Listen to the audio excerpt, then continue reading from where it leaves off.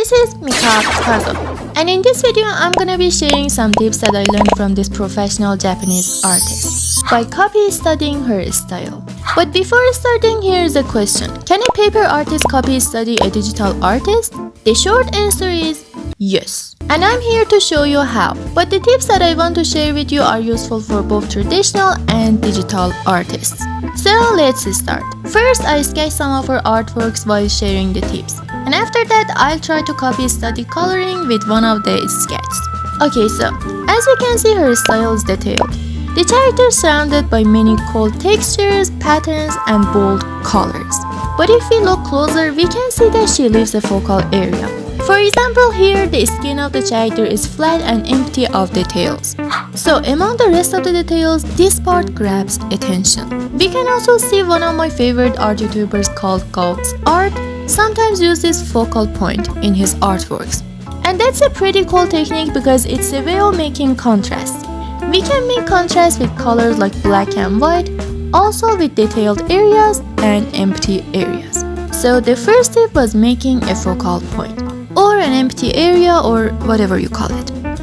The next tip is making yummy artworks. Mika Pikazo in one of her interviews said, "I make my artworks delicious, and if I would eat it, it tastes good." I think she inspires from candies and ice creams. Just look at her artworks. Really yummy.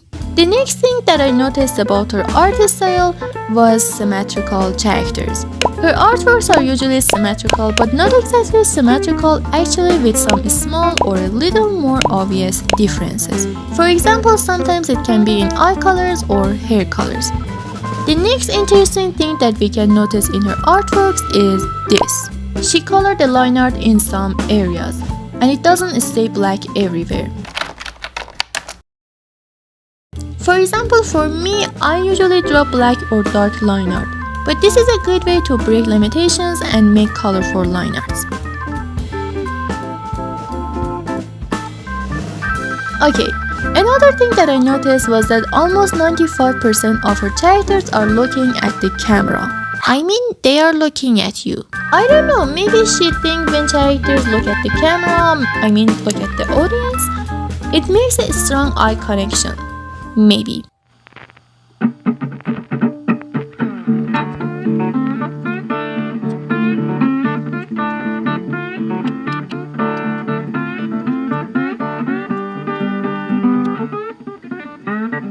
So here, I have copy sketch from Mika Pikazo artworks, and I'm gonna color one of them, this one at the center.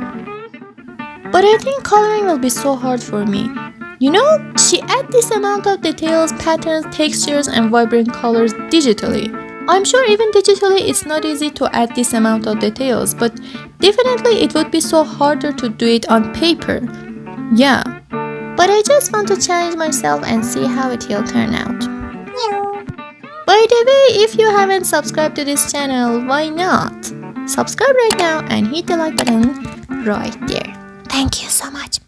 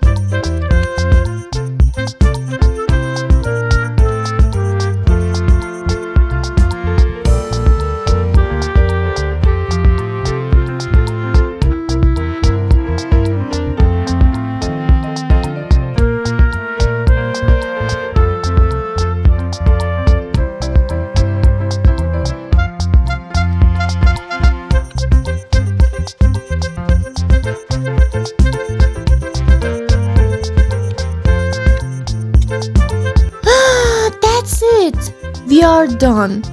I hope my copy study turned out well. It's not bad. Make sure to tell me in the comments what you think about it. Also, don't forget to like and subscribe. And if you want to know how Kim Jong-gi saved my art, you can check this video.